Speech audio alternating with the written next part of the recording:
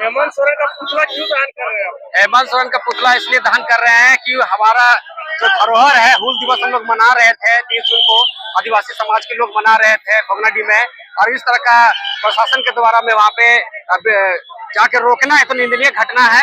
हमारा अपना धार्मिक जो धरोहर है, अगर हम उसको पूजा पाठ नहीं करेंगे तो फिर कौन करेगा बताइए।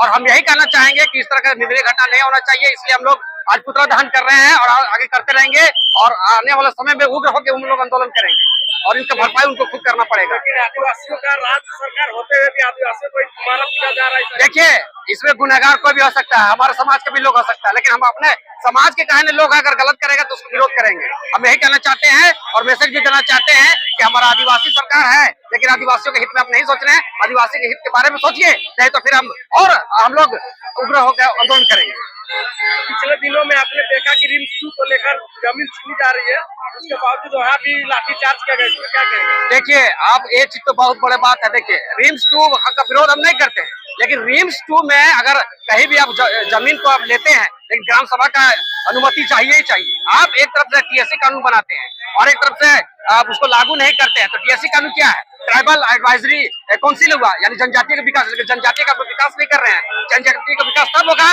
जब तो आप गांव के स्तरों में ग्राम के लोगों को, ग्राम सभा के लोगों को पूछिएगा, और उन लोग अगर मन नहीं है भाई जमीन देने का, तो आप तो जबरदस्ती नहीं ले सकते हैं। अगर उसको सुधार करना है तो रिम्स का पहला जो बना हुआ है, वहाँ देखिए ना डॉक्टर का सुविधा है ना दवा का सुविधा है। इस मुद्दों में उनको सोचना चाहिए था, लेकिन लोग सोचे नहीं। और देखिए, आप लोग कमीशन के चलते ही आप लोग रिम्स 2 या 3 बनाने का काम कर रहे हैं, ऐसा नहीं होना चाहिए।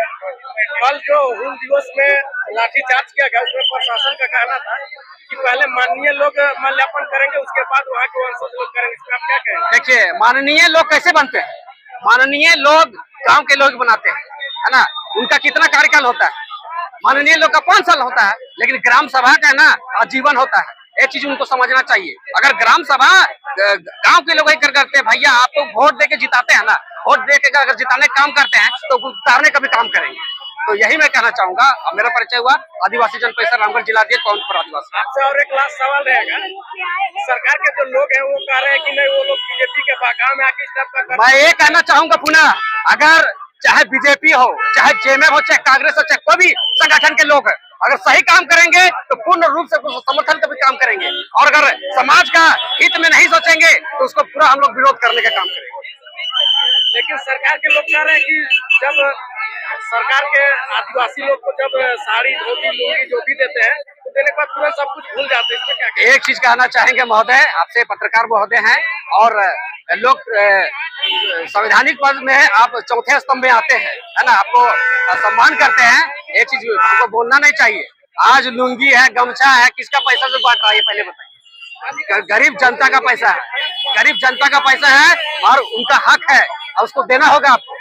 आज 5 किलो राशन देने से नहीं होगा। विकास के बारे में सोचिए, तब आगे चल के विकास होगा, नहीं तो आगे का विकास।